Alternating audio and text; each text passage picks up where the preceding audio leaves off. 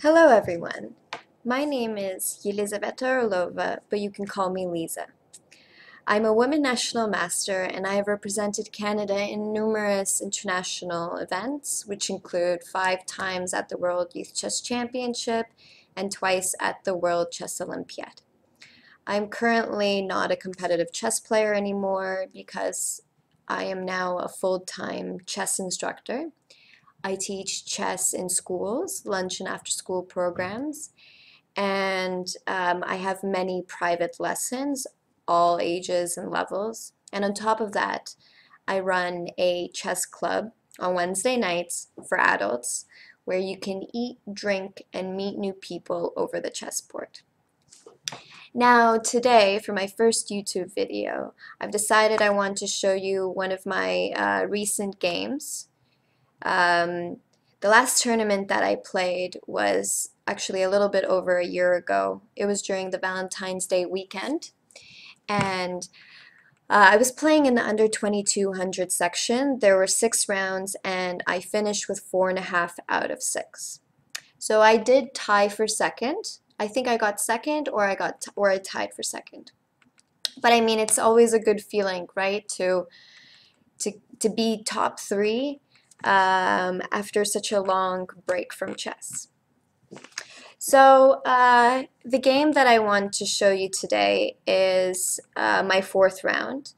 I was undefeated in this tournament with 3 draws and then 3 wins. So this is the first win in the tournament. I think it really helped because it encouraged me to do better the last 2 rounds. So a little bit of brief information about who I was playing against. Daniel Wiebe was playing white. He's a Canadian chess player who was rated, I think, 2040, 2050 at the time, and I was 2070. And I did win this game because of a blunder.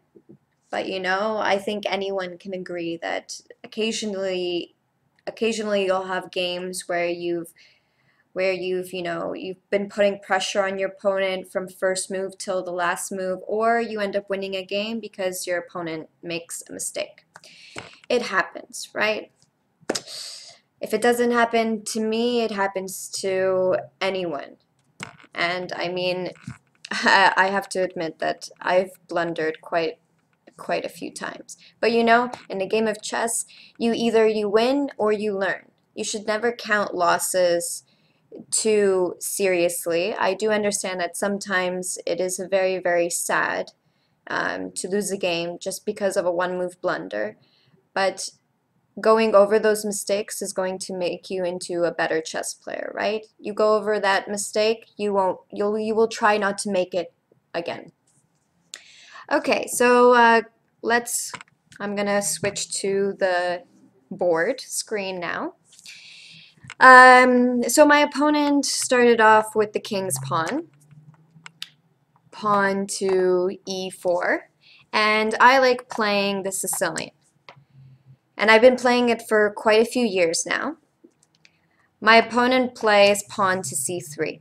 Now, the reason behind pawn to c3 is white wants to play pawn to d4, which means that if I do capture back the pawn, white would recapture with their pawn on c3 and have full control over the center. Yeah, the reason why my opponent did not play d4 right away is because this is a chess opening, but if you are not comfortable with having your queen out early on in the game, you should not do so. Why? Because after pawn takes d4, queen takes d4, the queen is now in the center, and black can start developing their pieces and chasing around the queen along the board. So after queen takes d4, I would have simply played knight to c6, developing the knight not only towards the center, but also attacking the queen. So that's the reason why you usually do not want to be bringing out your queen very early, unless you're trying to do Scholar's Mate or the 4-move checkmate. you just have potentially you might lose time. So in this position, black has gained a tempo. I have gained time because I have developed a piece while white needs to waste a move yet again with another queen move rather than developing one of their pieces and improving their own position. So my opponent, c3, and I moved my pawn to g6. Now the reason behind g6 is because I wanted to develop my bishop to g7. This is called the fianchetto bishop. The reason why I like playing the fianchetto bishop is because it does add an extra defense towards my king, but also potentially this spot can be used as a fleeing square for my king. Okay, g6, my opponent goes along with his plan, d4, I capture the pawn on d4, white recaptures with the pawn on c3, and in this position, I notice that white has full control over the center. So what I do here is I challenge white with the move d5. Now white has 2 pawns in the center, and I have 1. Now in this case, there are 2 main moves that white can do. They can either capture on d5 or they can push their pawn to e5. Those are the main ones. There are other options, but those are the most common ones that I have been really playing against. So my opponent actually captured on d5. But let's see, what would I have done if my opponent played e5? Now, if my opponent played e5, white has left them a weakness. The d4 pawn is a backwards pawn, which means that it's quite similar to an isolated pawn in the sense that it cannot be protected by other pawns, which means that if I start putting pressure on the d4 pawn, white is going to be forced to using his higher ranked pieces to protect rather than a low ranked piece such as the pawn. So what I usually do here is I move my knight to c6, I develop my other knight h6 to f5, and then I slowly bring my bishop to g7 and I castle my king. And then later down the road there's a whole game ahead, but I do feel quite comfortable playing as black in this case. So going back to the real game, my opponent captures on d5, and rather than capturing the queen, because I do not want it to be chased by the knight, if the queen captures on d5, my opponent is going to bring out the knight to c3, and now I have to make another move with my queen. So instead, I develop my knight, and I have now added another attacker to the d4 square. My opponent realizes that, well, the d4 pawn isn't really worth protecting over, so he just simply develops the knight to f3 here. Now, there are, of course, different moves that that white can make. They can move the knight to c3 to try to hold on to this pawn. But as you can see here, with myself having 2 attackers on the d5 pawn, and white only having 1 defender, I can simply capture the pawn on d5. If my opponent recaptures with the knight and forces my queen in the center, I'm actually happy about this because there's no piece in white's position that can attack my queen on d5 without being under attack. So see, in this case, it's okay having your queen in the center. Okay, going back, knight f6, knight f3. I go along with my plan with knight takes d5. Now in this case, white has multiple possibilities. They can develop the knight, they can develop the bishop on c1, or bishop f1. These are the most common possibilities here. Now what my opponent decides to do is they play the bishop to c4. Now after bishop c4, I moved knight to b6. Now let me explain why I did that. When my opponent played bishop to c4, I realized that white's potential threat could be queen to b3. Now, why is this a threat to me? Let's say if in this position I played bishop to g7, white plays queen b3. White has now added another attacker, so now white has 2 attackers on my knight, and I only have 1 defender. Now, if my knight is under attack, I have 2 options, right? Either I move the knight away, or I defend it. Let's see what happens if I move my knight away. If I move my knight to b6, problem is now I have opened up the diagonal for the bishop. So after bishop takes f7, I am actually losing a pawn here. Because in a game of chess, a king can never capture a protected piece. So in this position, probably my best move would be to play king f8. And now not only am I down a pawn, my king is very, very unsafe, and white can potentially have plans of moving the knight to g5 and into some weak squares in my position. Okay, so after bishop g7, queen b3, we can try to protect the knight. If we move the bishop used to be protecting the pawn on b7. After playing bishop e6, queen takes b7, and now black has now also a lot of problems. Well, I mean, the queen and the bishop are putting pressure on d5 while the rook on a8 is under attack. There's a lot of problems here in black's position. And also, I just gave up a pawn, right? So bishop e6 isn't a good idea. Okay, so after queen b3, now there's the last idea is to play pawn to e6. Now the reason why I didn't like this is because white right now is left with an isolated pawn. An isolated pawn is a pawn which cannot be protected by any other pawns, which means that the lonely pawn or the isolated pawn now has to be protected by higher ranked pieces.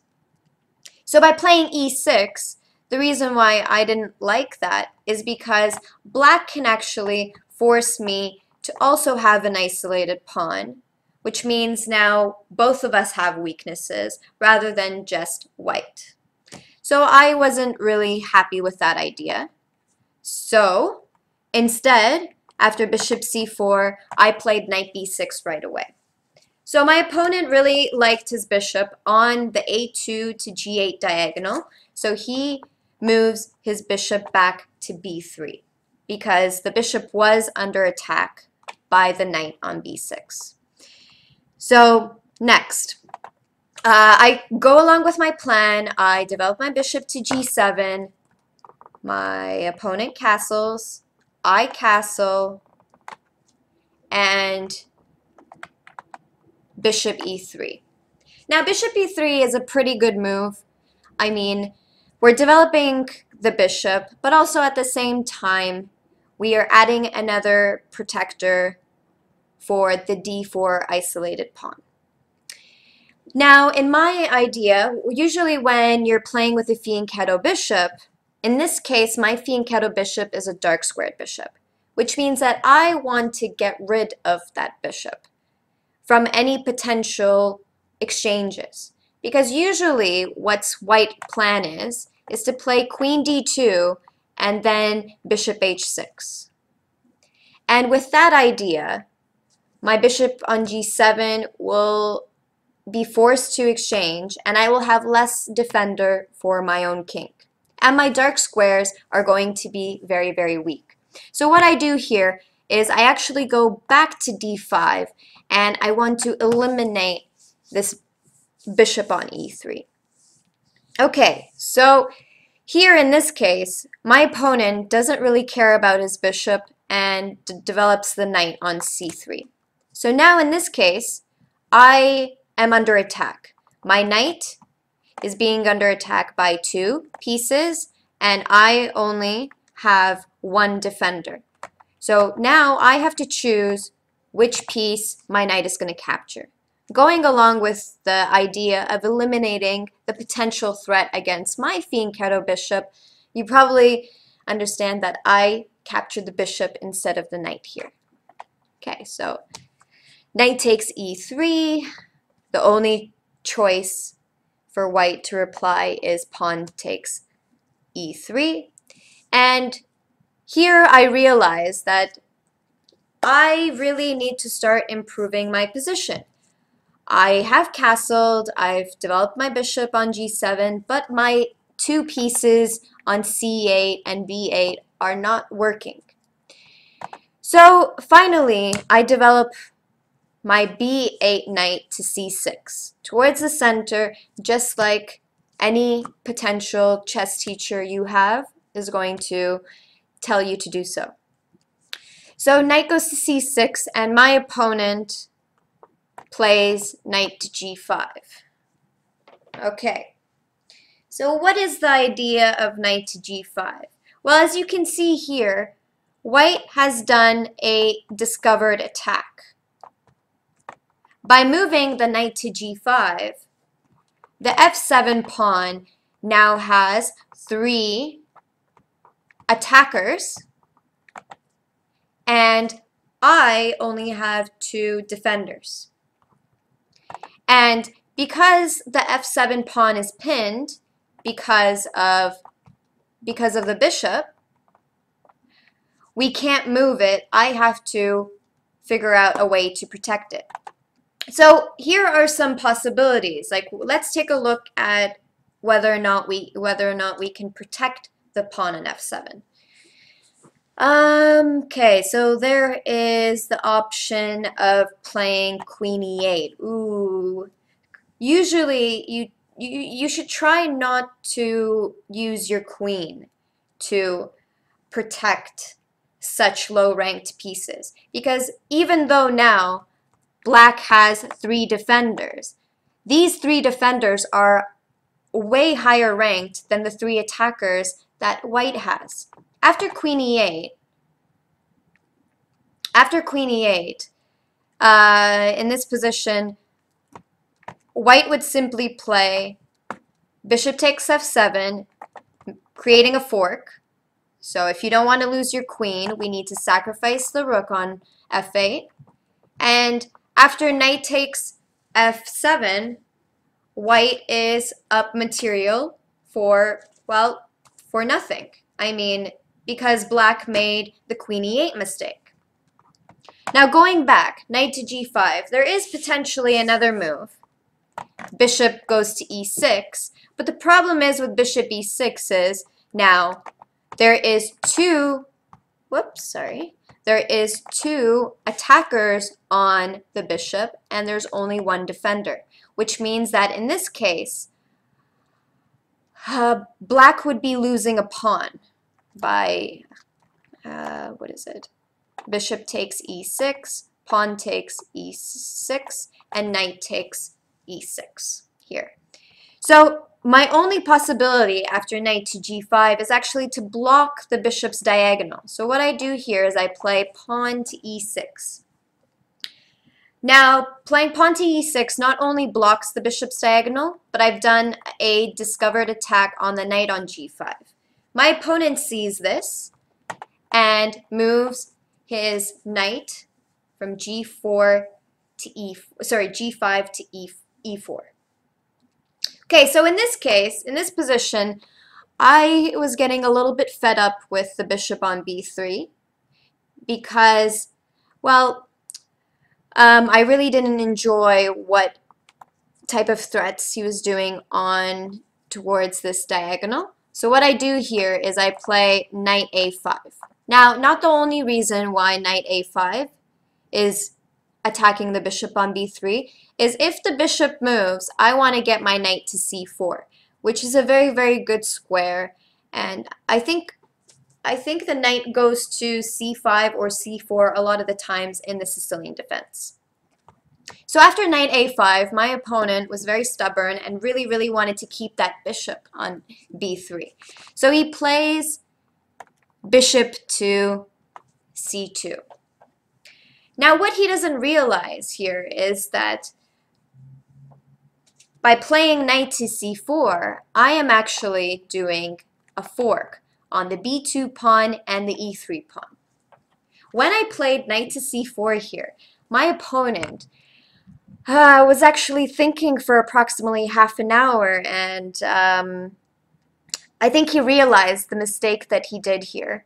But he did find an alternative where if I made a mistake, I could potentially, well, lose the game. So see, knight goes to c4, the pawn on b2 and e3 is under attack. So what my opponent does is he plays queen e2, thinking that he was, you know, such a smart guy. By playing queen e2, the b2 pawn is actually poisoned.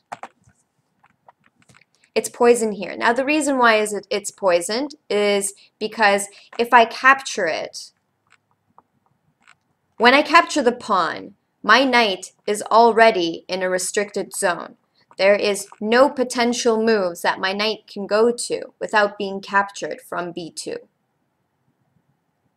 And once the b2 pawn captures, white is just going to play bishop to b3 and do a discovered attack with the queen.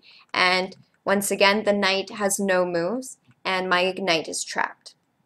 So that is a poisoned pawn on b2. But what my opponent, I guess, was hoping is that I would not see the tactic here. If you do not want to know the tactic here, please pause and try to figure it out from this position. But I'm going to continue now. So queen e2, and my opponent missed knight takes e3. Now knight takes e3 is a great sacrifice. My opponent missed the fact that his king and two pawns were on the same diagonal, and by playing knight takes e3, my knight on e3 is actually poisoned. Now the reason why it's poisoned is because after queen takes e3, the king and the queen are now on that diagonal, and after bishop takes d4, after bishop takes d4, I have won the queen. So my opponent was very upset about himself, but of course he did still continue on the game. After knight takes e3, he does not capture the poisoned knight. Instead, he sees that his rook on f1 is under attack. Plays rook f3. After rook f3, my knight is not poisoned anymore. But I remember that now that I am up material, I should always trade. So now that my knight is under attack and I do have a potential piece that I could trade, I do that. I play knight takes c2. My opponent is left with queen takes c2, bishop takes d4, and by my opponent missing this tactic, he is now down two points. And I eventually did win the game. He did give me quite a fight, but I did want to show you the game up to the critical point because the game did go on forever and ever. We were one of the last games to finish, and the final position was where I had two pawns just about to promote, and my opponent finally resigned. So I really hope you enjoyed my game analysis. Remember that this is my first YouTube video, and I only want to improve in the next ones. If you have any ideas of any next topics that I should do, please write below. And also, if you can write any criticism that you have, anything that I can improve on, or any compliments, that would be very nice. Anyways, I hope all of you have a great Wednesday night, and I hope to see you guys soon. Bye.